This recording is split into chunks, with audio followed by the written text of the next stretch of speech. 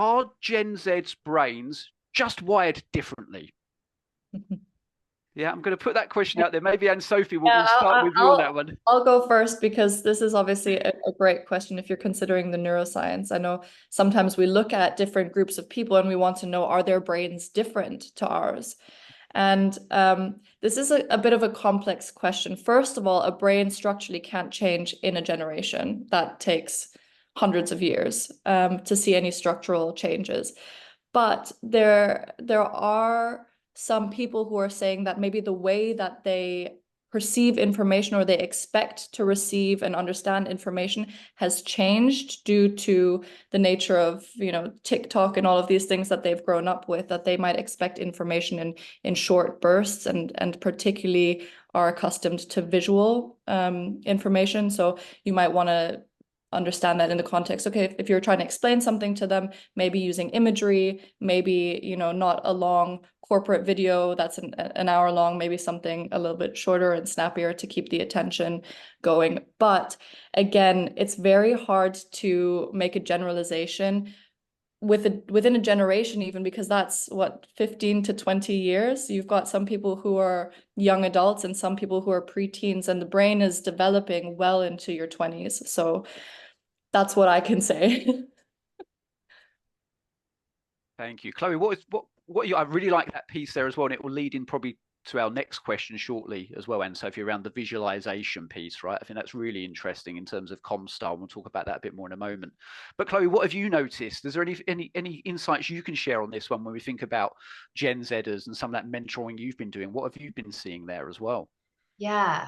Well, perhaps answering a controversial question with a controversial answer.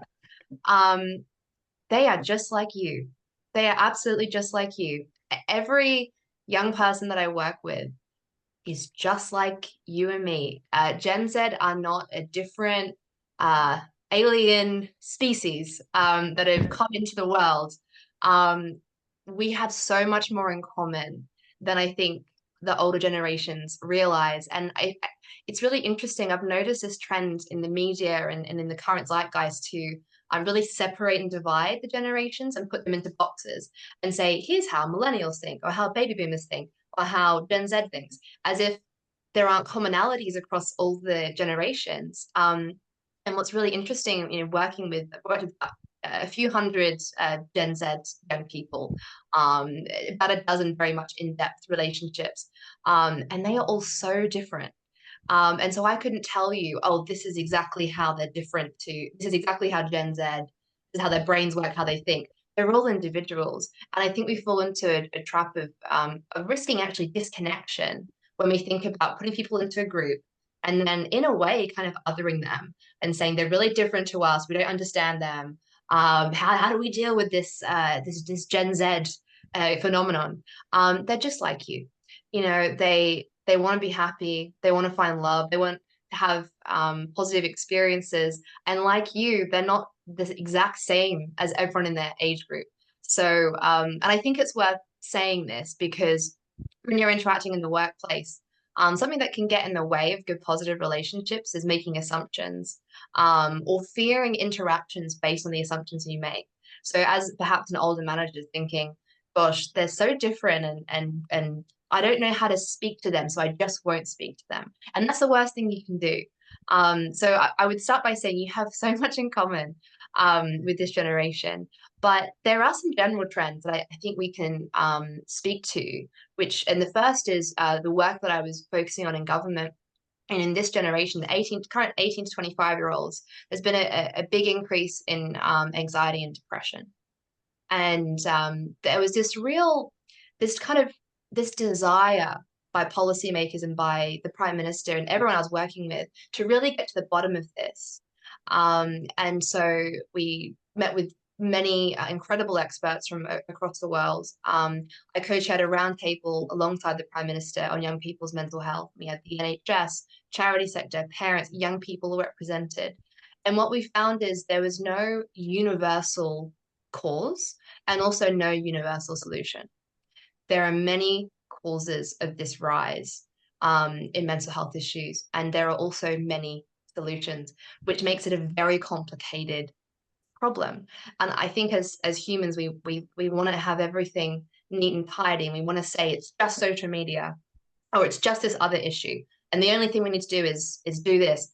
And the truth is, there are many things we need to be doing. I do think social media has had a huge impact, particularly on teenage girls. If you look at the work by Jonathan Haidt on this, there's a really demonstrable correlation between the introduction of smartphones for teenage girls in 2009 and an increase in things that are very concerning, such as eating disorders and cases of self-harm.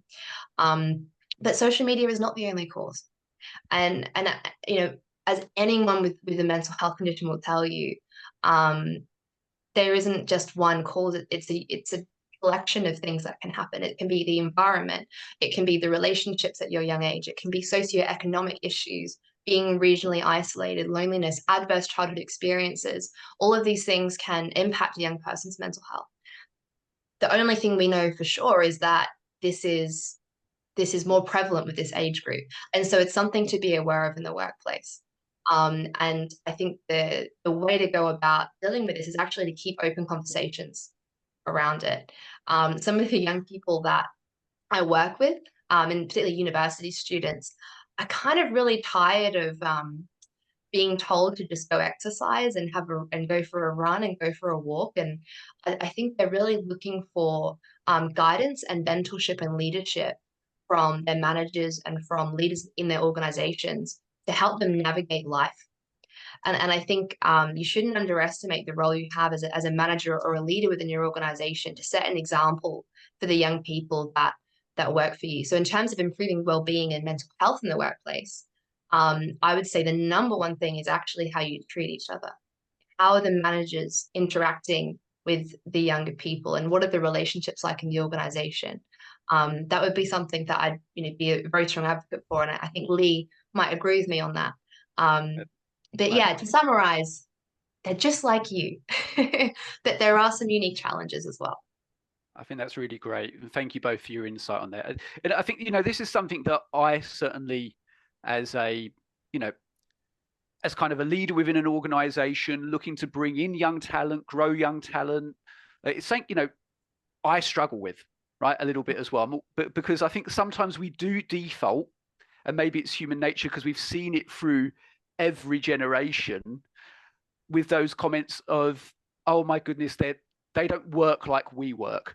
They don't have the effort, the work ethic that we had, right?